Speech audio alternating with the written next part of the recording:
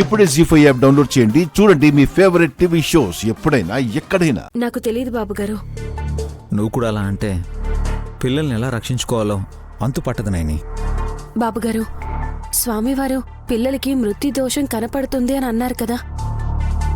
అయితే నలుగురిలో ఉలూచీకి గాని పుండరీనాదానికి గాని ప్రమాదం ఏర్పడబోతోంది అని అనిపిస్తే నాకు ముందే తెలిసే ఆస్కారం ఉంది. ఆ నమ్మకంతోనే నేను ఊపిరి తీసుకోగలుగుతున్నాను చెల్లి.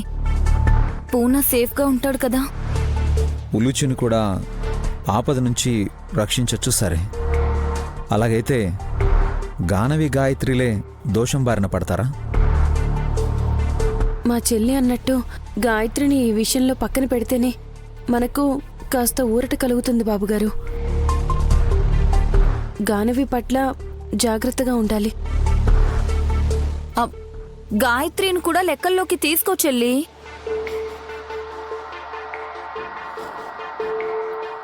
ఎందుకలా చూస్తున్నావు? అర్థం కాక. నయని వదిన అందర్నీ సమానంగా చూస్తుంది. కానీ బిడ్డల విషయంలో ఎవరైనా బలవుతారు అని అనిపిస్తే ఉలూచినే త్యాగం చేయడానికి రావచ్చు. అలా అంటారేంటండి? మృత్యువు ఆకలి తీర్చాలంటే అబ్బా ఆపండి. నా దగ్గర ఆస్తి లేకపోయినా అడుక్కునైనా సరే పోషించుకుంటాను, కానీ ఎవరి దోషాలకు నా బిడ్డని వదిలేసుకోను. సుమ్మి, నేను కూడా గర్భవతిని కదా.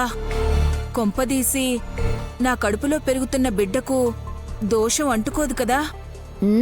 నన్ను ముంచేసావు కదా పిన్ని. ఈసారి అనుభవిస్తావేమో చూద్దాం. ఎందుకమ్మా అలాంటావు?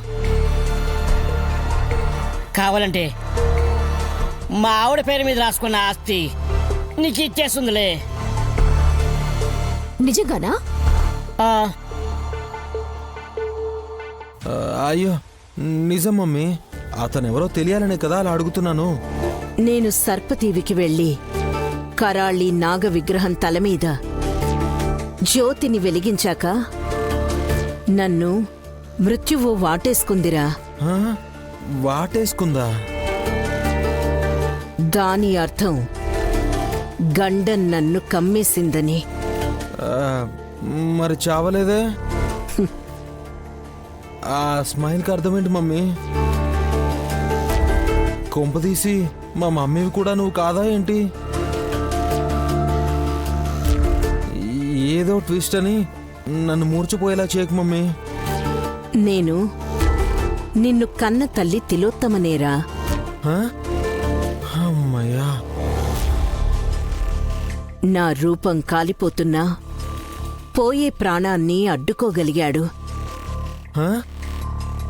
ఎవరు మమ్మీ? గజగండ.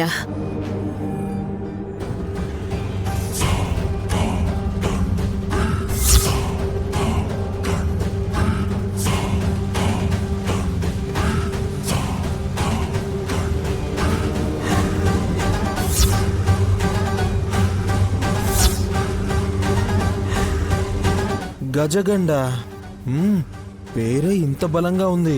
అతను ఇంకెంత బలవంతుడో నువ్వే చూస్తావుగా.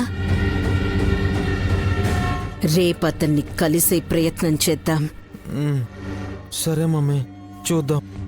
జీ5 యాప్ డౌన్లోడ్ చేసి అన్ని ఎపిసోడ్స్ పూర్తి ఉచితంగా చూడండి.